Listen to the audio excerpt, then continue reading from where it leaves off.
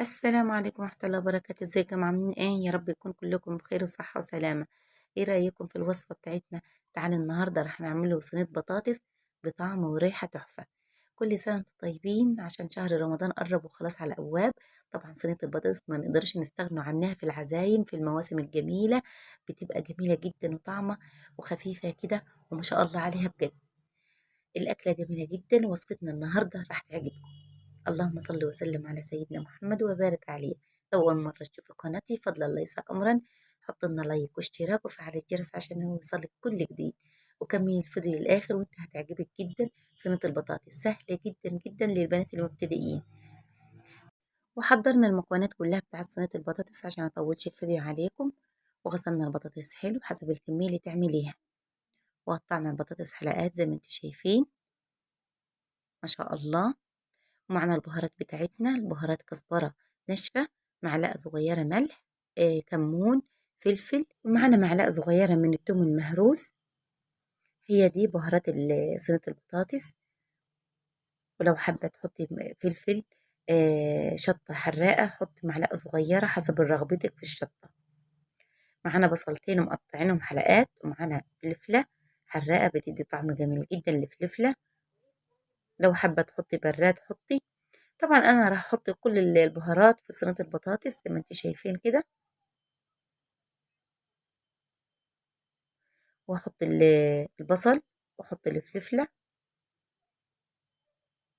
واجيب معلقه كده ولا تدعكمها بايدك عشان كل حاجه تتشرب مع بعضها والبهارات تدخل في البطاطس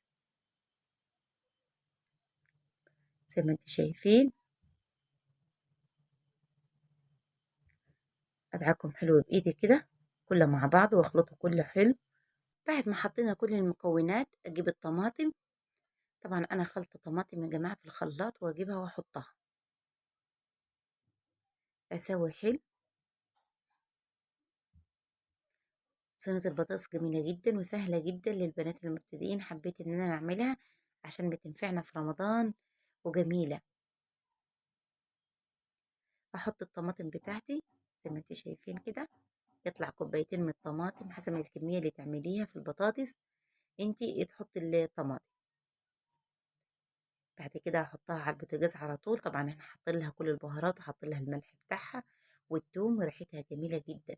واخدها على طول على البوتاجاز واحطها واسيبها تغلي من فوق كده.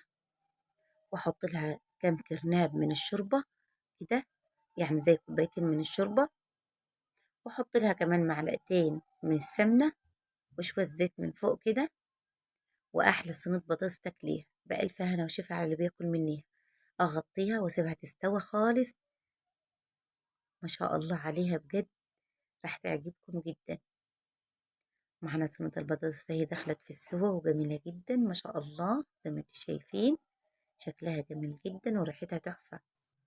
واشغل البوتاجاز على كده واحطها في فرن البوتاجاز لمدة ربع ساعة وبعد كده اطلعها. وخلصنا صينية البطاطس زي ما انتم شايفين شكلها جميل جدا وريحتها روعة. بجد من الأكلات الجميلة الخفيفة هي صينية البطاطس. جربيها بسرعة، بسيطة جدا للبنات المبتدئين. البطاطس معانا مرملة وجميلة ومستوية وريحتها جميلة جدا. راح تعجبك بإذن الله لو مشيت على طريقتي.